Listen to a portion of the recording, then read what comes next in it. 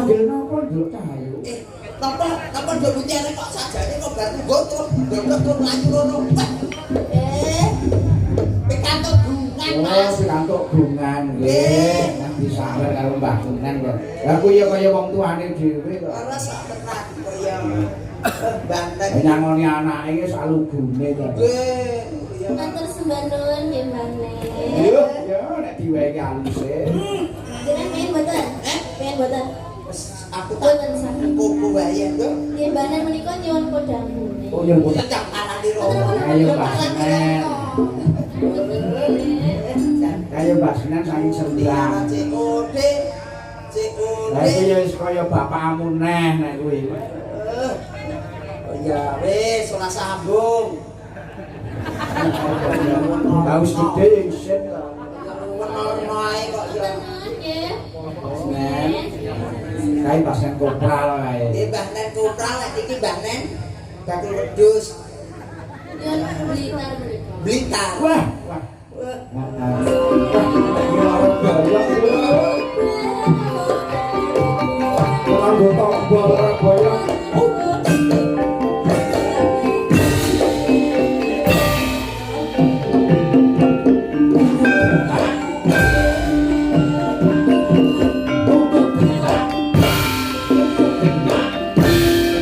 Saking kota Pacitan kaya ngopo?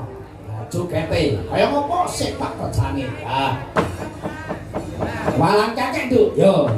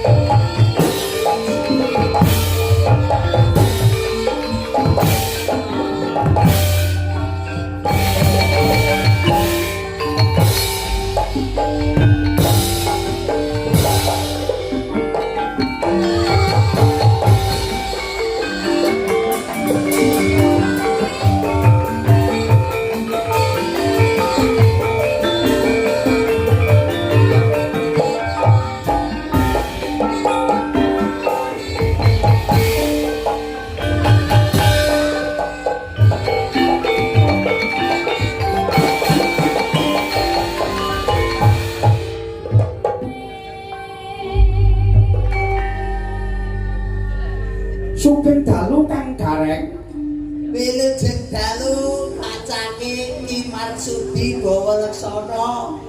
Dalu boten pinanggih sehat nggih Mas. Alhamdulillah kang gareng sami sehat sedaya. Sing penting bakune seger kewarasan. Amin amin ya robbal alamin. Ugi prokadang dulur-dulur kula tenggene Krandu sedaya mugi-mugi pinaringan seger waras. Kula iki dalu menika ujute syukur ngarsanipun Gusti Kang Maha Agung kebak ing kamulyan menika panjenenganipun Rama Jemani anggenipun tasakuran menika temu wahyuning jodoh Mas. Temu wahyuning jodoh sepisan kanggo saklawase muga-muga dados keluarga ingkang sakinah mawaddah warahmah.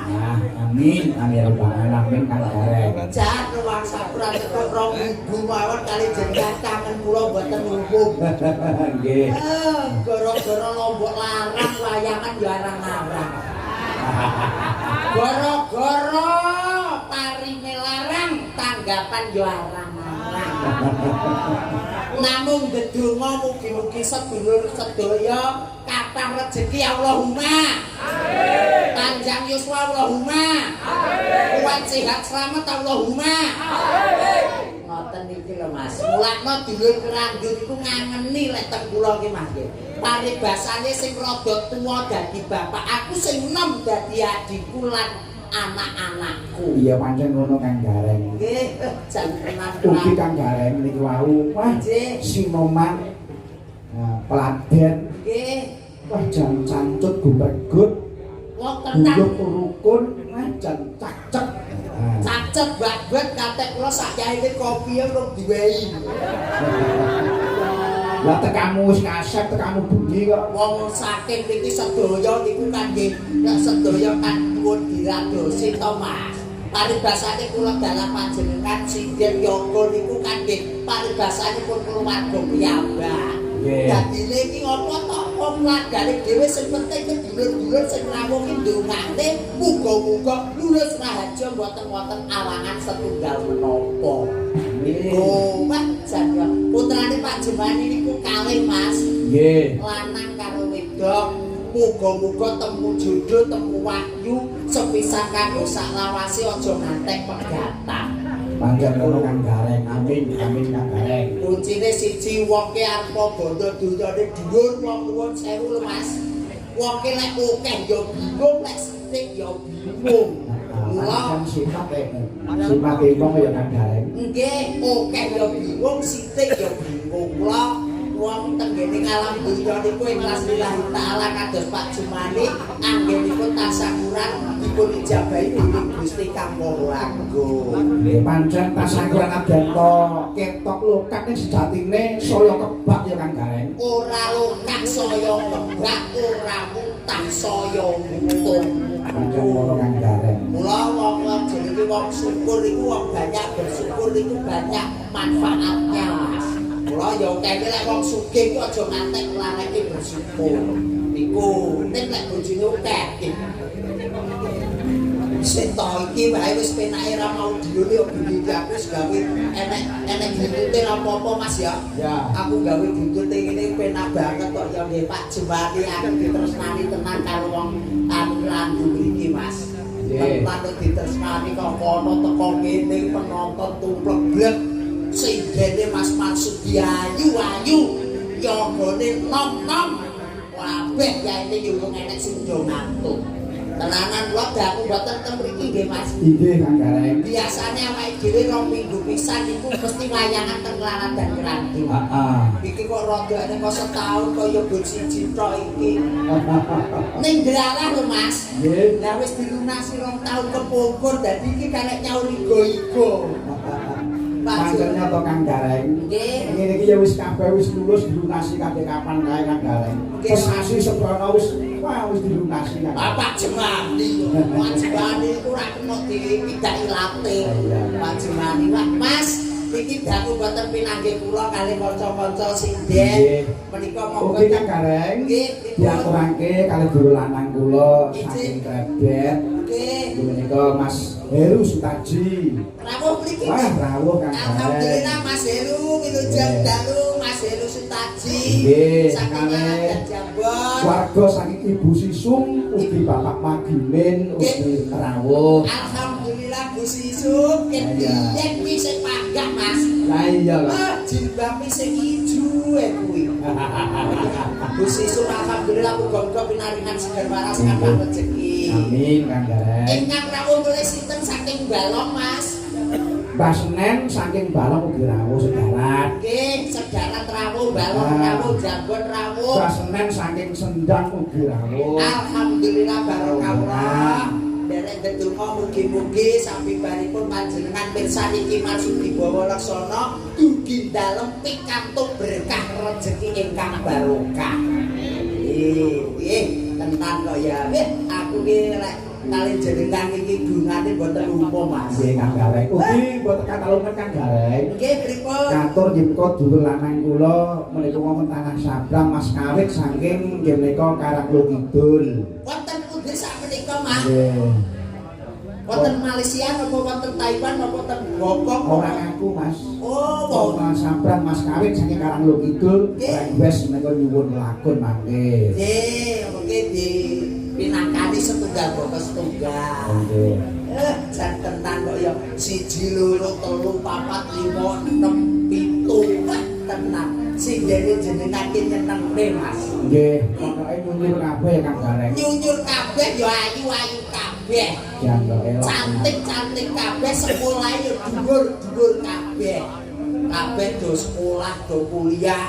Di sing kene dhewe iki. Babon mana alum.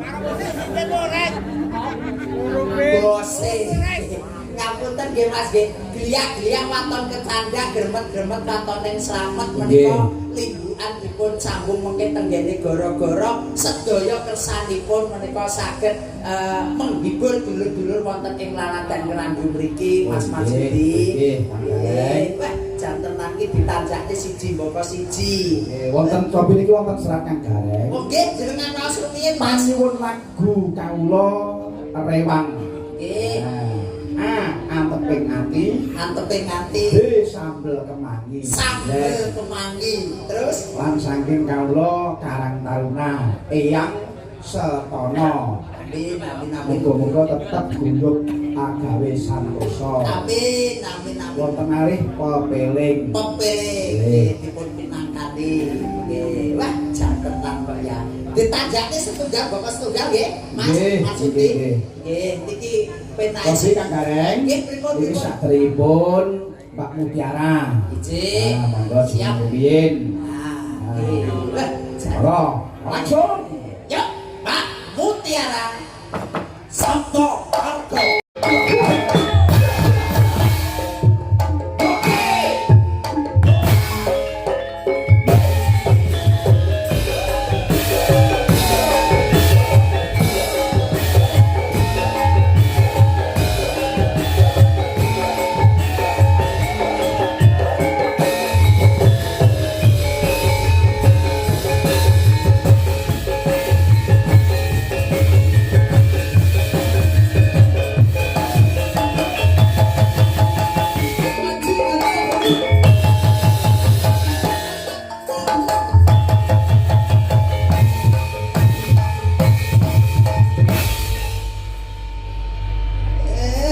Jangan yuk ngomong asik karo Pakku dhewe.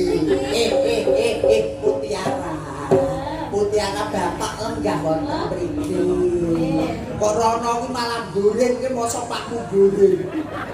Ya, bapak gandeng kene. Nggih, sungkem sik karo bapak bar kok mumbungan karo aku. Dadak sukem rene. Lho piye tok karo bapak iku disungkep wong jenenge anak nun sewu lho, Nduk. Iya. Wong anake apa sukses kaya ngopo kudu eling marang wong tuwa. Ya pancen ngono Kang. Dadine awakku ki saurunge nembang sungkem sik karo Mergo romo. kendho kencenging anak, pranataning anak ki mung kali ana wong tuwa, pujine wong tuwa. Bener, kuwi ulatos. Kenceng ya saka wong tuwa, kendho ya saka wong tuwa. Ketok iki saiki wis lemes kok. Ning masalah ngeten. Pripun? Sosokan niku Nggih. enten panggung sampun diakoni. Ngeten iki Lah niki. awakku ora diakoni dadi anake bapak. Lah niku. Wow! Lho kok piye rek? Iki bapakmu. Anu Ibune sinten ibune? Ibune ta. Ya bapak lenggah ning kono sungkem sepriyen kalih bapak. Estu niki. Sungkem se Mas Marsudi menghadap nang mriki rumiyin iki mawon rada klirik anak wedok arep sungkem kalih Rama. Nggih, sungkem kula katur Rama. Iya Cahayu. Sing kamu ndak tompo kan dibombong bunga ati pun tapak yo ayu. Inggih kula tampi kanthi dingaing raos manah kula Rama. Omongan yo. Pripun? Pun kakang aku ae tresno karo seliramu. Wajak misalnya. Marang wong kereng iki. Put Mutiara. Dalem. Moh aku dadi para tuwa bapakmu moh aku. Lha pripun? Lah aku mesti diorot-orot. Wayah manten tadi kabeh kon nyukupi aku ora koyo Pak Jumandi. Mutiara, Dalem. kowe wis katon gedhe. Nggih. Ya, apa-apamu disawangku sarwa gedhe. Sing ati-ati ya Cahayu. Yo Mutiara. Dalem. Tak pengen yo tek musuh. Hus. Ngomong gede nomor terus kono kier-kier saja ake kok. Orang tua kok iso garak kaya gitu. Yo Mutiara. Nggih, dalem. Niki sowan teng dalemipun Rama Jemani. Nggih, kalian Ibu Ibu lali jenenge Tati. Nggih Bu Tati. Bukati. Bu Kati. Menika kajate apa, Nduk? Tasyaturan pernikahan. Nah, dongakno mumpung mandi-mandine iki pun sawakku ndongake manten. Nah. Nggih, sing pasti mugi-mugi samawat. Terus Sakinah. mawaddah warahmah. Terus rezekinipun nggih lancar barokah. Amin, amin ya rabbal alamin. Terus enggal Pinak momongan. nggih leres. Ya dadine nek wis duwe momongan awake dhewe sing duwe gandulane ngati ya Nduk ya. Kaya awake dhewe kae. Kapan? Lagi kapan tuh? Ren, Apa? gandulan nanti gandulan gue maksudmu? Ya tegese ke gandulane ngati iki kuncine urip ki ning ngata. Ngono lho Mas. Gandulannya hati orang ngendi rek? Nduk. Rada-rada sing tak duduhi gandulan. Halo. Masem kok Ojo kurang ajar rek. Nggih, ayo gliak-gliak wae dhewe nyambut gawe terus ki gawe lelagon sing jumbo karo kawontenan. Nggih. Lagune apa? Coba Kang Gareng. Iki kula nyuwun cocok karo swasana. Nggih. Kelinci ucul. Kelinci muncul. Niki mugi kula aturaken wau wonten sing nyuwun sesideman, terus Nggih. kuning, Ya. terus kanolong. Heeh. Niku saking Mas Udin etan puskesmas, so sampun TF. Maksudnya enggak? Nggih sampun enten sing masuk. Oh, tempe ngapamu? Nggih. Aku njaluk. Nggih dene saged dipendhet. Oh, awak iki kamu ya. Iki dhewe apa, Nduk? Kelinci muncul. Deres sesideman saking kelinci ucul. Iki yo TF rek. Kok TF? TF apa? Lho. Mas, iki malam Senin ora malam Jumat kosong TF kono. Tanggapan arang-arang ngameng-ngameng nyawa. Ya. Nggih kula aturaken sugeng dalu banen. Nggih, Banen, alhamdulillah rawuh. Setia nenggani kula. Nggih, to Banen ki wong dimanapun dimaksud dibawa sono live itu dia pasti datang. Kencane Banen nggih, Bajan bakune ketok enak. Moga. Mubengi kutha niku nggih. Yuk, kelinci ucul, Pak. Mutie arah. Monggo.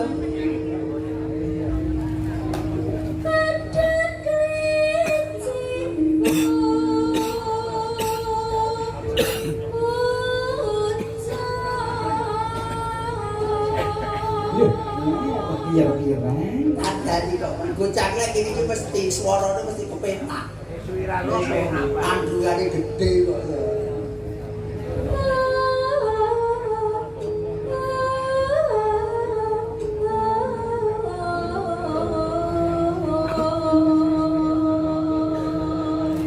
Biyen cilik lho rek. Nggih, tenan biyen nek kene minta undang mono.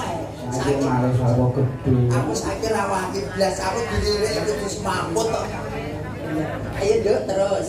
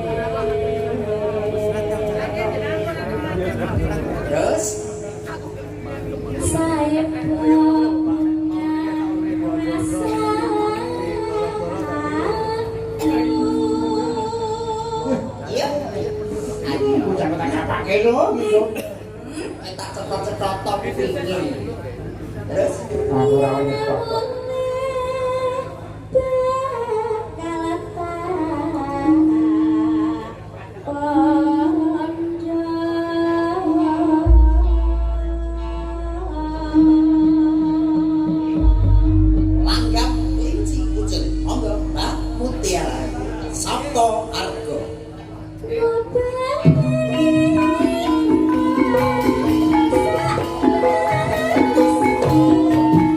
Thank you.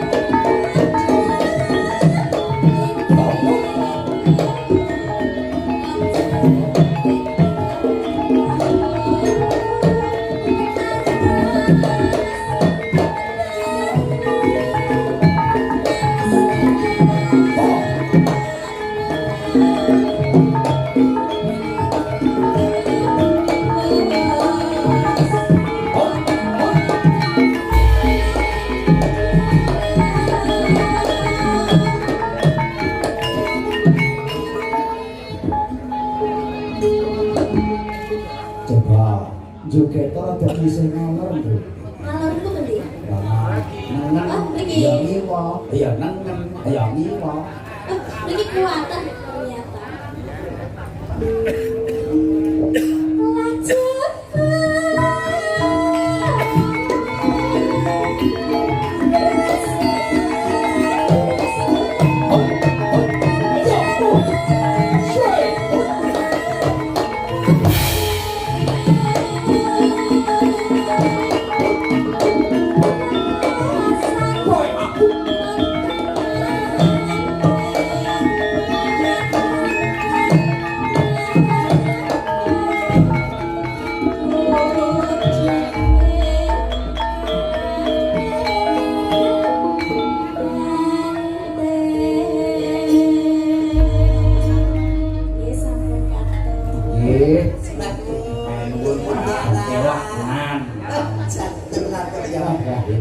Memang pendidikan dan juga ilmu itu sangat penting dan sangat membantu Mas. Di mono saiki dadi bocah dadi mahasiswi yes kaya ngene. Mula ilmu ki paling penting, mula ilmu ki regane larang.